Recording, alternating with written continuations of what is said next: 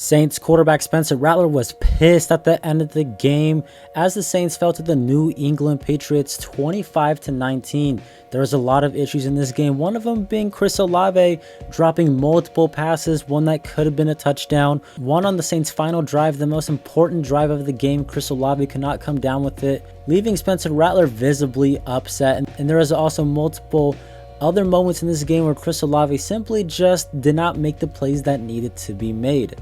And of course, Juwan Johnson, the one time he touches the football on the day, does his best Jared Cook impression and fumbles the football in the most important part of the game. Was it actually a fumble?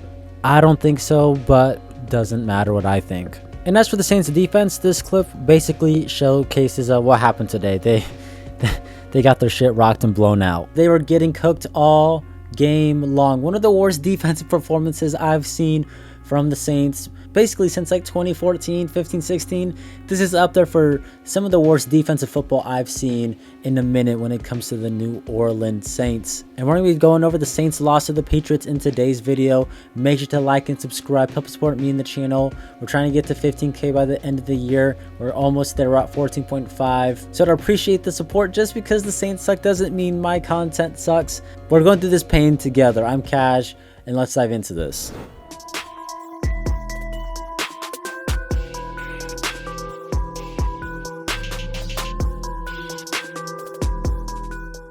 Let's start off by looking at the Saints offense and how they performed on the day statistically. Not a bad day for quarterback Spencer Rattler. 20 of 26, 227 yards, no touchdowns, no picks, took 2 sacks. Not a bad stat line. Some of these incompletions should have been caught, but they were incomplete. Not a bad day for Rattler rushing the football. Not a great day for the Saints. Patriots, one of the best running defenses in the NFL. But Rattler had 20 rushing yards, Kendra with 21, and Alvin Kamara with 31 yards rushing. And as for the receiving, the Saints wide receivers, led by Chris Olave with 6 catches, almost 100 yards. Could have gotten there, but he had a few really bad drops in this game that we're going to look at in just a moment. Kamara was the second receiver with 5 and 45. Shaheed right there.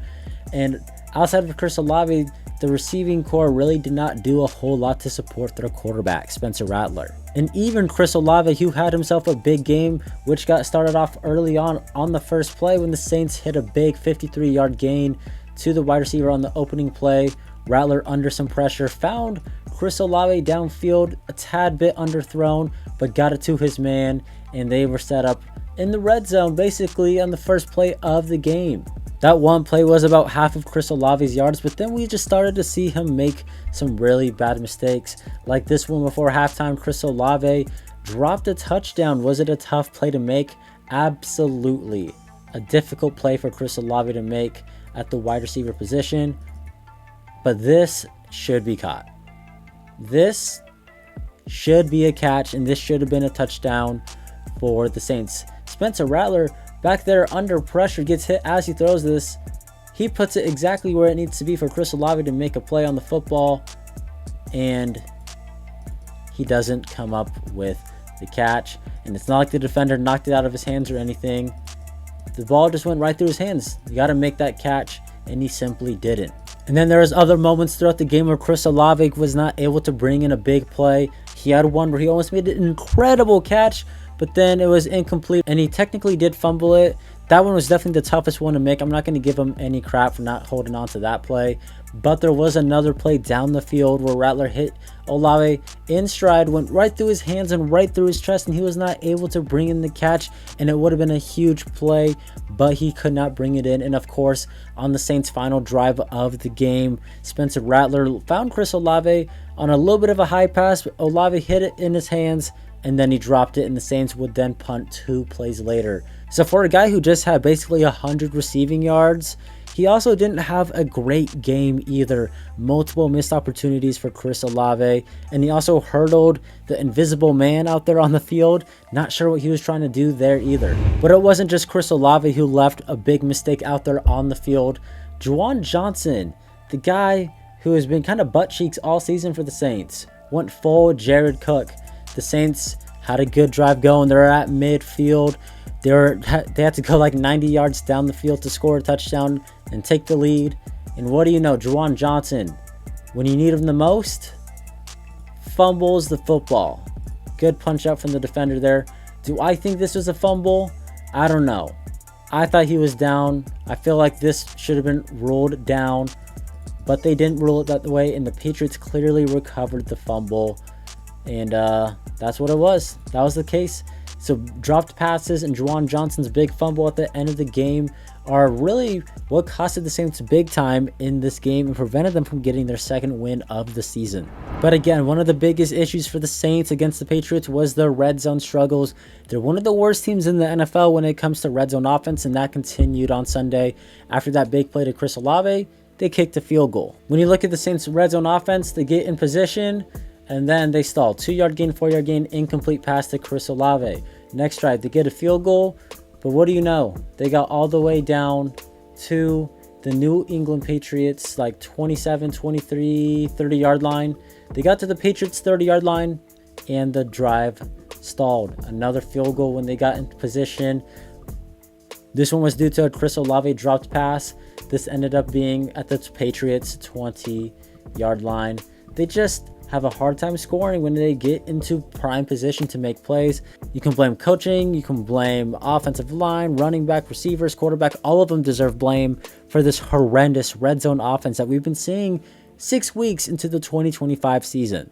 And when they did get into the red zone and something did work and Rattler found Devon Bailey down inside the 5-yard line, there's a penalty on Calvin Banks. They simply just stop working and they just can't figure it out in the red zone over there. I don't get it. My thoughts as for how Spencer Rattler played, I think this is probably, and I feel like I say this every week for the most part, this is probably one of his better games. Protected the football, although he did not score a touchdown. I don't necessarily think that's on him. He had a drop touchdown, and he had another big play that went right through Chris Olave's chest and his hands that could have been huge. Again, every week this seems to be the narrative. He did not lose the Saints the game. He played relatively well outside of a few passes. He's not playing losing football for the Saints. Had a total of like 250 yards on the day, only 6 incompletions. That's obviously good. He took 2 sacks, both of them were on him, so he has to work in that department, obviously. But Spencer Rattler, I'm not looking at him after this game and being like, they need to bench him right now for Tyler Shuck. I've enjoyed what I've seen from Spencer Rattler, making plays, avoiding sacks, finding guys downfield. We're starting to see him get more comfortable throwing the ball down the field. The only thing holding him back is really the red zone offense. Now, I am curious what Spencer Rattler was so upset about on this play. He was looking for a man downfield. It looked like a high pass to Rashid Shaheed, but then you see Chris Olave maybe slow down on his route, and you start to wonder, was he throwing that to Chris Olave and he stopped running and that's why he was so upset? Not really too sure. And as for Kellen Moore's decision to punt the football instead of go for it, I hated that decision. I trust the Saints offense to get 7 yards more than I trust the Saints defense to get a stop, especially the way that game was going. And let's talk about the defense because it was horrendous. If we're going to look at the Saints defensive stats, it's really going to be over here. Drake Maye, 18 of 26 for 261 yards, 3 touchdowns, 1 sack. They only sacked him 1 time, and that was really because Drake Maye was playing poorly on that particular play. Rushing wise, they played relatively well in the running game, stopping the run, but they could not stop the wide receivers. Kayshon Boutte was wide open on a few plays, had some big plays. Demario Douglas had a few big plays. They had another touchdown that was called back, and the Saints secondary was just getting cooked the entire game. It was atrocious. We saw Jonas Sanker have his worst moment in the NFL. We saw Quincy Riley get beat a bunch of times. Hell, even the refs bailed out the Saints a few times and they still could not capitalize off of it. The Saints just were not able to take advantage of their opportunities today. This was a very winnable game, but the fact that they couldn't hold on to passes, the fact that they couldn't take advantage of the refs giving calls their way is just why they're not a good team in the NFL. This was just a disastrous way for the Saints to start off on defense. Drake made a ton of time in the pocket, stepping up, and then a wide open man in Demario Douglas. Jonas Sanker got beat on that play. And this is just how it was throughout the game. Drake Maye about to get sacked, throws the ball downfield, and he has a wide open man. This other touchdown before halftime, Quincy Riley got beat on this one. Absolutely smoked. He was looking at Drake Maye instead of his receiver. got beat. Look at the time in the pocket for Drake Maye. And wide open is Kayshon Boutte. And then Kool-Aid McKinstry, 1 week after having his breakout game, lets up a touchdown. This one to me was just good coverage, but a much better throw and catch from Drake Maye and his receiver, Kayshon Boutte. This is good coverage. The receiver just makes an excellent play, excellent throw, but Kool-Aid also didn't have a great game either. This defense was atrocious, and it's led by Brandon Staley and his horrible defense. He's not putting guys in position to make plays. Guys are wide open. The zone is not working. The blitzes don't work. The only good thing about the defense today was Brian Brzee had a really solid day, and Danny Stutzman got some playing time and had a few run stuffs. And to me, that's really the only positive on the day for the Saints defense. I forgot to mention this one, so this is a voiceover, but Jonathan Bullard, I think, also had a good game. Forgot about him, but he had 2 TFLs, 1 big one at the goal line. He had a good game for a pretty bad defensive day. Special teams-wise, Mason Tipton was not great at returning kicks. Rashid Shaheed, not too much in the punt return department.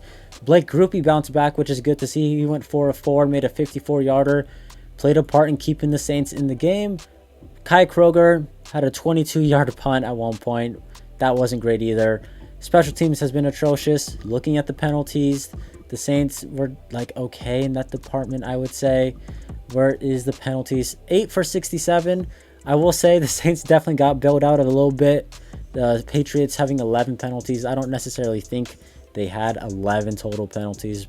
But overall, the Saints embarrassed themselves in this loss to the New England Patriots.